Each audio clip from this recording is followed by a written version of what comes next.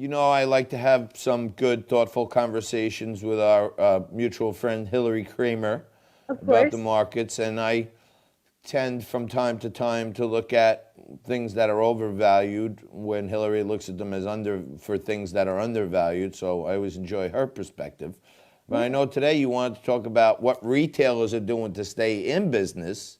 Right. And I don't know if you were listening, but I think a lot of retailers, I think this is, this is I think they call it, there's like a scientific term, like the moment of inertia, where right before the bang happens, there's a moment of inertia in science, the silence. This is it.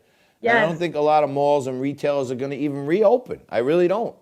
Yeah, it's extremely, scary just to think about all of these big stores that we know, like JCPenney, Rite Aid, GNC, just to name a few. Forever 21 is struggling. All of these big companies, they might not make it through this. Like they are, really fighting for their lives with everything that's going on with Corona. And a big part of it is that they were already kind of struggling before this happened, and because Corona happened, now they're just really struggling. But then there's other companies like Target, Walmart, and some others that are just doing amazing because people are panic shopping. So they're not too worried about, going to GNC for their protein powder, but they need toilet paper and everything else from Walmart and Target. So they're you can definitely see the shopper is prioritizing. So Yeah, no, I hear you on that, Pavlina. I just feel like, when you look at malls were on a serious deterioration. They're just going down, down, down. Sears, Macy's, Toys R Us, all these big mall owners. When you're talking about like CVS's and Walmart's, a lot of them are like standalones or strip mall type things, right? I'm talking about indoor malls where yeah. smaller retail shops can live for big rents. The retail shops are dying, and they're probably not coming back, some of them. And I think that's going to have a cascade into actual malls. Like, I think even designers, I know young designers who are finding more clever ways to sell online Right. than even get tangled up in the whole process of dealing with big box stores.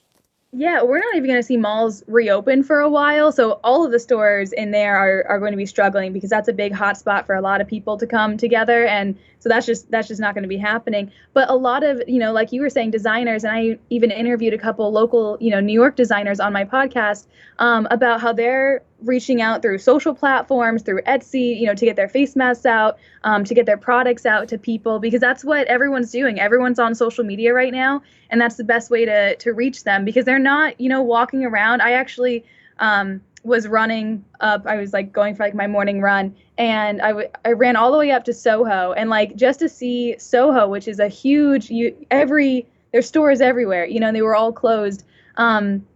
First of all, it was terrifying, and I was like, I never want to see Soho like this again because it's so depressing. But also, it was just like that is a huge hub for people to come around. So when people aren't able to go outside and everything, they're going to be going on social media and selling through there. So that's a big thing for businesses.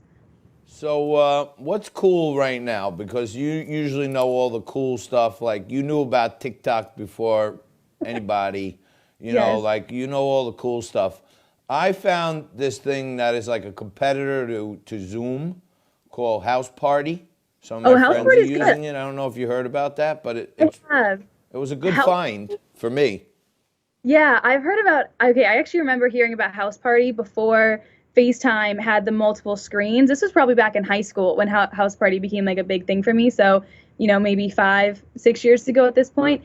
And House Party is definitely making like a emergence into the world because people want to be able to FaceTime all of their friends. Like what I've been doing is I'll get 5 or 6 friends on House Party, and we'll all have breakfast together or something on the weekends. So it's a really great way to stay in touch with all of your peoples. Absolutely. Yeah. The one thing, just to wade into your territory here, the one thing that Zoom has over all the other ones is that you could put in the virtual backgrounds. You know? Oh, you mean like have like a green screen sort of background? No, Or well, in Zoom, in the Zoom Pro, if you subscribe to it, you could put in a virtual background, so you could upload a photo. You don't need a green screen. You can just put it in. You can upload a photo oh, from your okay. phone and put it right on behind you, and you could do it like every minute if you want. You can keep changing your background, and a lot of people. Derek and I had like a Saturday night dance party a couple of weeks ago. We had like 20 some Yeah. odd people on there, and everyone was changing their backgrounds and putting costumes on, like let's go Caribbean hour, and everybody would go Caribbean, you Oh know. my, So it's fun. I'm surprised you don't know about the virtual background in Zoom. Yeah, no, I don't subscribe to Zoom, so I think that's part of my problem too. But I know I think what a lot of my friends and family do, are they just try to FaceTime me, and I'm just like, okay, like we can you FaceTime for a bit, and then I have to get back to work. But yeah, I think I'm a big fan of FaceTime. So Yeah, FaceTime works, but I mean, I just learned actually recently, for all of you folk out there watching who are like my age, I just found out recently that you could do multiple FaceTimes. yeah, so that's what I was saying before about the whole house party thing. Is like you can, I never even do knew that multiple. until recently. I have a group with my two daughters, Victoria and Ava, and my son John, and I have another group with just my two daughters, right? Right. And I thought, and then of course individual with my each of them, different conversations going on for different topics. And I thought I was talking to my daughter Victoria, and I hit FaceTime, and then both of them started ringing, and I was like, "Oh my God, is this going to happen?" And then they Oh, both answered, and I didn't even realize you could do that with FaceTime until like 2 weeks ago. that's incredible. Yeah, no, I'm really glad that actually came out before this whole Corona thing happened. So it's been a blessing for sure. And it's a weird thing to do, you know. It's like you're just talking to so many different people all at once, you know. I like it. So give a lot of my audience, you know, my age, older, some younger, 50-50, men, women. Give us some fun things that, you know, you're seeing out there in the social media sphere. Games to play, things people are talking about, you know, hot new viral crazes. Anything going on good that the quarantine folks should know?